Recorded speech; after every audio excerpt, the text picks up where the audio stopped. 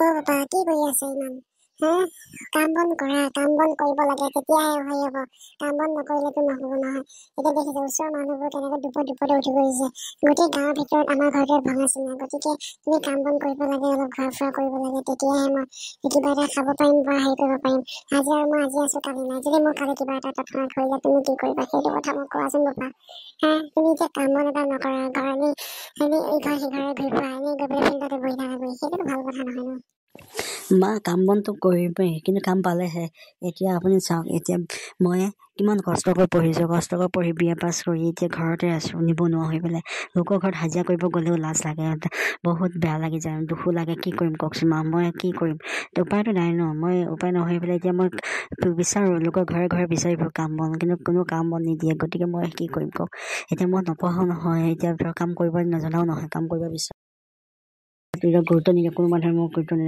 ৰাখিব নিবিচাৰে এতিয়া সেইটো কাৰণে ভুল হ'ল নেকি মা কওকচোন আপুনি সেই কথাটো নহয় বাবা মই গম পাইছো তোমাৰ দুখৰ বেদনাবোৰ তুমি যেতিয়া জন্ম হৈছিলা তেতিয়া সৰু হৈ থাকোঁতে তোমাৰ দেউতাৰ মৃত্যু হৈছিল চোৱা তেতিয়াৰ পৰা মই লোকৰ ঘৰে ঘৰে গৈ কাম বন কৰি তোমাক পঢ়া শুনা কৰি ডাঙৰ দীঘল কৰিছো তুমি কি BA পাছ কৰি শিক্ষিত হ'লা এতিয়া লোকৰ ঘৰত যদি কাম বন নিদিয়ে কিবা তেনেকুৱা তুমি কেনেকৈ মোক পঢ়িবা মই সেইটো কথা জানো কিন্তু ময়ো তোমাক এইটো কথা চোৱা মইতো সদায় কাম কৰি থাকিব নোৱাৰো এতিয়া ঘৰটো পোৱা নাই কি কৰিম কোৱা তুমি কোৱা গতিকে অলপ তুমি কিবা এটা মাথা মাৰা কি কৰিব পাৰা বুজি পাইছানে বাবা নহয় মা মইতো বহুত চিন্তা কৰিছোঁ টেনশ্যনত মূৰটো দাঙিব পৰা নাই মই এতিয়া কি কৰিম কি নকৰিম বুলি নহয় বহুত সদায় চিন্তা কৰিয়ে থাকোঁ কিন্তু কথা এটাহে মই ভাবিছোঁ বুজি পাইছেনে মা মই এতিয়া ধৰক অন্য হ'লেও এটা কাম কৰিব লাগিব এই পঞ্চায়তত এবাৰ যাওঁ পঞ্চায়ততে অলপ হেৰি কৰিবলৈ চাওঁ এতিয়া ৰেচন কাৰ্ড আছে বা যাৰ ৰেচন কাৰ্ড এতিয়া চৰকাৰে নতুন ঘৰ দি আছে আৰু আপোনাৰ এতিয়া অৰুণোদয় পেঞ্চন বা নহ'লে আপোনাৰ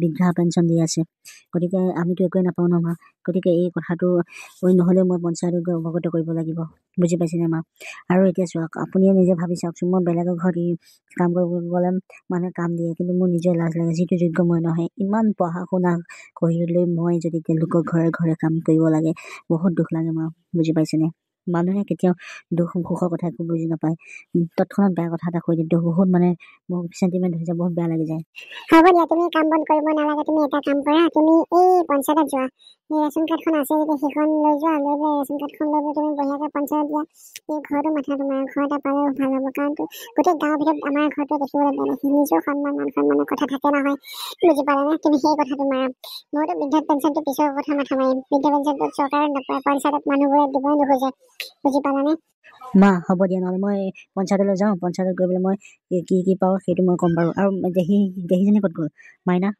মাতি দিবা কাৰণ মাইনাক মাতি দিলে অন্য হ'লেও তেওঁক এটা কাম কৰিব লাগিব তেওঁ চাউলবোৰ জাৰি থ'ব দিবা মই আহিলে তেতিয়া আমি ভাত বনাম আৰু লগতে আহোঁতে যদি কিবা এটা পাওঁ লৈ আহিম আৰু বুজি পাইছানে মা হ'ব বাৰু মই তুমি নহ'লে দেহীজনী মই মাতি দিওঁ তুমি যোৱা তুমি দেৰি কৰি থাকিব নালাগে এতিয়া 11:30 বাজি যাব এতিয়া গতিকে সোনকালে গৈ পেলাই তুমি আনি দিয়া বুজি পাইছা মই দেহীগৰাকীক মাতি তাক ক'ত ঘূৰিব নাই এদিন গাভৰু ছোৱালীজনী মোৰ মানে শান্তি নাইকিয়া হৈ গৈছে আৰু কি ক'বা কি নক'বা টেনশ্যন তোমালোকৰ দুইটাৰ ওপৰতে মোৰ চিন্তা হৈ থাকে কিবা এটা সংস্থাপন দুইটা কৰিব পৰা হ'লে মোৰ চিন্তাটো কমিলহেঁতেন এতিয়া এইকেইটা নতুনকৈ সকলোৱে চাকৰি পাইছে সকলোৱে চাকৰি কৰি হেৰি হৈছে কিমান শুনিব কাৰ ঘৰত চাকৰি হৈছে কাৰ ঘৰত কিন্তু তোমালোকে একো নহয় ঘৰতে হেৰি কৰি থাকা সেইকাৰণে অলপ ওলাই সোমাই কৰাচোন তেতিয়াহে চাকৰি তাকৰি হ'ব দিয়া মা মই পঞ্চায়তলৈ যাওঁ গৈ কি ৰেচন কাৰ্ডখন লৈ পেলাই যাওঁ বুজি পাইছা দেৰি নকৰোঁ দিয়া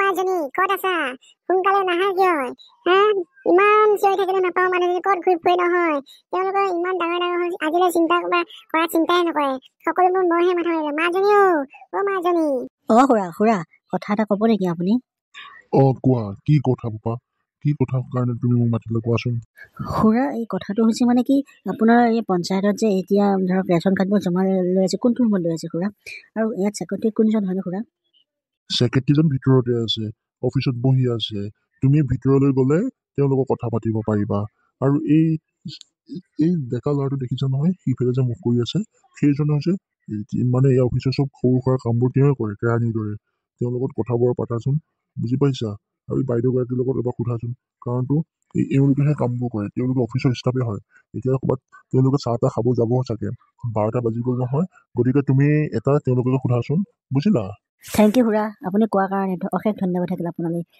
যাব দেই খুৰা দাদা কথা এটা আছিল কি কথা আছিল কোৱা আকৌ তোমাৰ কি কথা আছিলে কোৱা দাদা, মোৰ নামটো হৈছে অনুপ বৰ্মা। মোৰ মাৰ নামটো হৈছে দুৰ্গেশ্বৰী বৰ্মা আৰু মোৰ দেউতা স্বৰ্গীয় তিলেশ্বৰ বৰ্মা আৰু মোৰ ভণ্টি এগৰাকী আছিলে, নামটো হৈছে ৰূপচৰী বৰ্মা। এতিয়া দাদা কথাটো হৈছে কি, আমাৰ মানে ৰেচন কাৰ্ড আছে, কিন্তু এতিয়ালৈকে আমি কোনো ধৰণৰ চৰকাৰী সাহাৰ্য হিচাপে ঘৰ একো পোৱা নাই দাদা।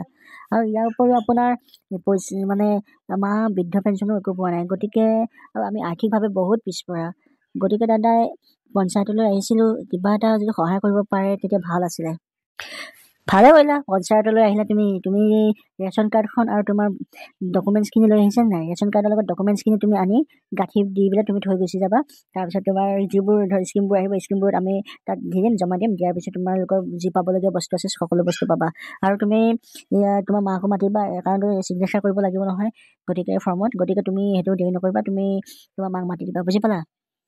দাদা, এতিয়া আজি ডকুমেণ্টছ গোটেইবোৰ অনা নাই বাৰু, মই আপোনাক দি দিম বাৰু। মই ৰেচন কাৰ্ডখন এতিয়া দি থৈ যাওঁ, মই মাকো লৈ আহিম। মাক লৈ অহাৰ পিছত তেতিয়া আপুনি এই কামবোৰ কৰি দিব, হ'বনে? নে আজিয়ে মই ডকুমেণ্টছখিনি লৈ আহোঁ নেকি? হ'ব বাৰু, এতিয়া তুমি গ'লেও আনিব পাৰিবা। এতিয়া মই পঞ্চায়তত মানে এতিয়া অলপ চাহ খাব যাম বাহিৰলৈ ওলাই। তুমি 2টা বাজি পিছত আহিবা, তেতিয়া প্ৰব্লেম নহয় আৰু। এনেই সোনকালে আহিব নালাগে, এতিয়া আৰু 2 ঘণ্টা সময় আছে। তুমি ঘৰৰ পৰা ডকুমেণ্টছবোৰ, ৰেচন কাৰ্ড, আধাৰ কাৰ্ড, পান কাৰ্ড এইবোৰ লৈ আহিবা। মই তেতিয়া তোমালোকৰ ঘৰৰ কাম আৰু তোমাৰ মাৰ সেই কামবোৰ কৰি দিম আৰু লাহে লাহে। তুমি চিন্তা কৰিব নালাগে, যোৱা। থেংক ইউ দাদা, ধন্যবাদ। মই যাওঁ দিয়ক দাদা। অনামিকা, কি ক'লৈ যোৱা তুমি? ৰ'বাচোন। কিয় মাতিছিলা তুমি মোক? এই চাহ খাব যাওঁ বুলি ভাবিছিলো, গতিকে মানে আৰু দেখিছো যে সকলোৱে এতিয়া একেলগে কথা পাতিয়ে আছে, আৰু গতিকে মই যাওঁ বুলি ভাবিছিলো আৰু। বাইদেউ এই মোৰ কামটো হ'লনে বাইদেউ? এই মানে আৰু আপোনাক যিটো দিব লগা আছিলে প্ৰাপ্যটো, সেইটো মই আপোনাৰ একাউণ্টত ট্ৰান্সফাৰ কৰি দিছোঁ বাইদেউ। মই এতিয়া ঘৰটো কেতিয়ালৈ পাম বাইদেউ? আপুনি আহিলে হ'ব বাৰু, চিন্তা কৰিব নালাগে। আপোনাৰ প্ৰাপ্য বস্তু আপুনি পাব, আৰু বস্তুটো আপুনি একাউণ্টত ভৰাই দিলে। কিমান দিলে সেইটো ক'বচোন? আপোনাৰ যিটো বিচাৰিছিলে সেইটোৱে দিলোঁ বাইদেউ। মানে মোৰ গাই গৰুজনী বিক্ৰী কৰি দিলোঁ, কিন্তু ঘৰটো আপুনি মানে মই পালে ভাল আছিল, আৰু আপুনি পোৱাৰ ব্যৱস্থা কৰি দিব দিয়ক বাইদেউ। মই এতিয়া যাওঁগৈ বাইদেউ। চিন্তা নকৰিব, আপোনাৰ ঘৰটো এই 2-3 দিনৰ ভিতৰতে হৈ যাব। আপুনি সেইটো চিন্তা কৰিব নালাগে, আৰু আপুনি আৰু আহি থাকিব নালাগে। মই আপোনাৰ ঘৰত এটা কামো, মই বঢ়িয়াকৈ ৰিচিপ্টখন কাটি আপোনালোকৰ ঘৰত যিবোৰ ডকুমেণ্টছ লাগিব সেইবোৰ মই হেৰি কৰিম, আৰু ইঞ্জিনিয়াৰবোৰে গৈ চেক কৰিব। তেতিয়া চিন্তা কৰিব নালাগে, আপোনাৰ প্ৰাপ্য বস্তু আপুনি পাই যাব, আৰু আপুনি আহি থাকিব নালাগে, বুজি পাইছেনে? আৰু চিন্তা কৰিব নালাগে, মই যিহেতু আছোঁ, আৰু আপোনাৰ কামটো মই যেনেকৈ নহওক কৰি দিম, চিন্তা নকৰিব দেই। ধন্যবাদ বাইদেউ, মই এতিয়া যাব পাৰোঁ। মই যাওঁগৈ দিয়ক বাইদেউ। বাইদেউ, মোৰো এইটো কামটো হ'লে চাগে, মই সেইদিনাখনে যে দি থৈ গৈছিলোঁ, মনত পৰিছেনে বাইদেউ আপোনাৰ? আৰে বাবা, মইতো বাৰে বাৰে কৈছোঁ আপোনালোকে চিন্তা কৰিব নালাগে, আপোনালোকৰ কামবোৰ হৈ গৈছে। এতিয়া আপোনাৰ চেংচনটো হৈ গৈছে, চবে কাম আগৰ বিঅ' এইবোৰ সকলোৱে চহী চিগনেচাৰ কৰি হৈ যাব। আপোনালোকৰ আৰু 2-3 দিনমান ধৈৰ্য ধৰক। আপোনালোকৰ ঘৰত আপোনালোকৰ আমি অফিচৰ মানুহ গৈ এইটো আপোনালোকৰ কাম কৰিব, আৰু টেনশ্যন লৈ থাকিব নালাগে। আপোনালোকৰ প্ৰাপ্য বস্তু আপোনালোকে পাই যাব। মোৰ প্ৰাপ্য বস্তু মোক দি দিলেই হ'ল, আৰু ইয়াত কিহৰ আহি থাকিব লাগে? বাৰে বাৰে আহি থাকোঁতে মানুহৰ চকু পৰে ন অফিচত, গতিকে চিন্তা কৰিব নালাগে, আপুনি যাওক।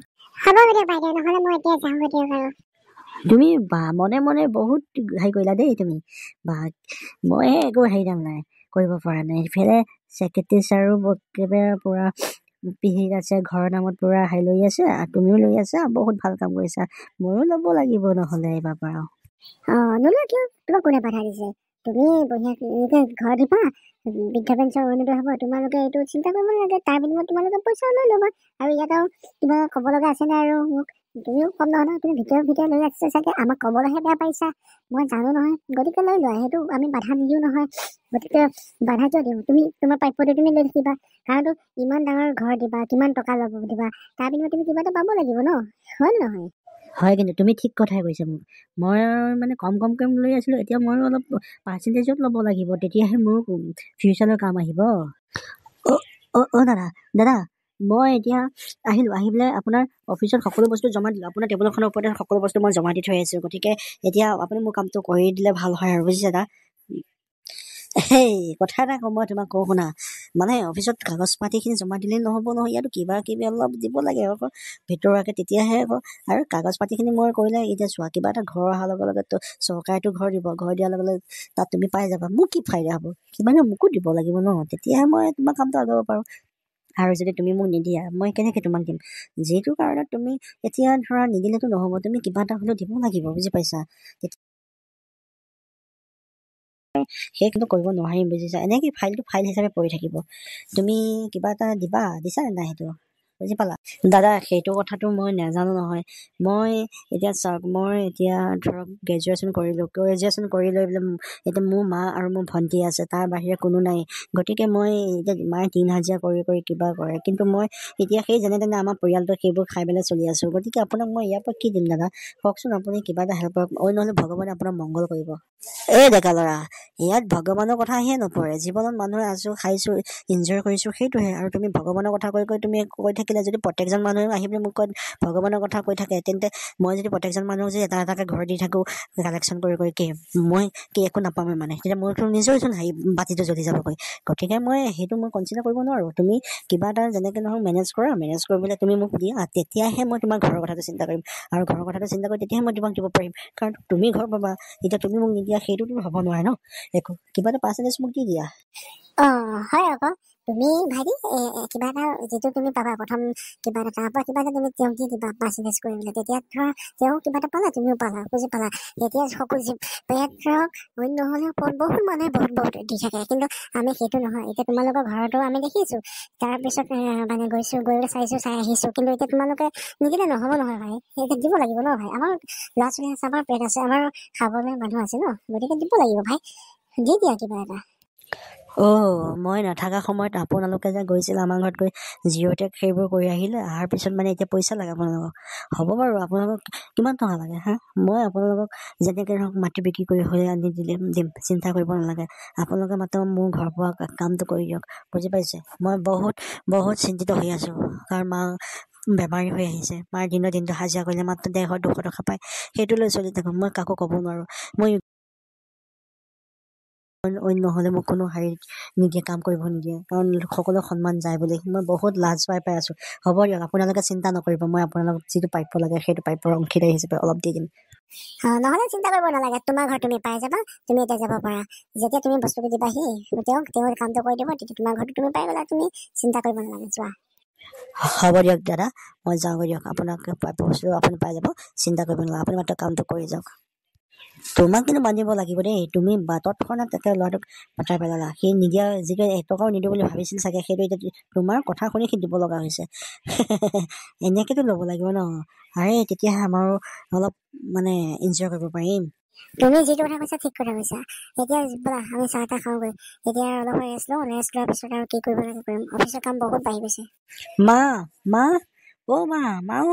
ওলাই নাহা কিয় মা ওলাই আহাচোন ক'ব মা কি হ'ল বাবা কোৱাচোন কি হ'ল কিয় ইমান চিঞৰি আহিছিলা কি কিবা কাম চাম আগুৱালে নাই ঘৰ পোৱাৰ চান্স আছে নে নাই কোৱাচোন বাবা কি হ'ল ইমান যে চিঞৰি আহিছা তুমি মা ঘৰ পোৱাৰ চান্স আছে কিন্তু এটা কথা মা বুজি পাইছেনে কি কথা নোকোৱা কিয় ক'লেহে গম পাম কি কথা তুমি নক'লে মইনো কেনেকে গম পাম সেইটো কথাটো ক'ব লাগিব ন এইটো কথাৰ কাৰণে এনেকুৱা তুমি কোৱা আকৌ তেতিয়াহে মই গম পাম নক'লেতো গম নাপাম নহয় বাবা কোৱা কি কথা মা ঘৰটো যে দিব তেওঁলোকে মোৰ ডকুমেণ্টছবোৰ আপোনাৰ ডকুমেণ্টছবোৰ সেইটো ৰাখিছে ৰেচন কাৰ্ডখনো তাতে অফিচতে ৰাখিছে মই জমা দি থৈ আহিছোঁ কিন্তু কথাটো হৈছে তেওঁলোকক পাৰ্চেণ্টেজ লাগে মানে আপোনাৰ 20% লাগে গতিকে ঘৰটো দিয়াৰ নামত 20% লাগে তেতিয়াহে সিহঁতে ঘৰটো দিব হয় নেকি বহুত 20% হ'লে ক'লে 20-22 টকা ক'ত পাম কি কোৱা বহুত চিন্তা লাগি যায় বুজি পাইছেনে গতিকে মই এটা কাম কৰোঁ বুজি পাইছে যেনেকৈ ধৰক আমাৰ পিছফালে যিখিনি অলপ মাটি আছে এতিয়া ঘৰটোতো ভাঙা যাবই এই পিছৰ মাটি ঘৰৰ পৰা এইখিনি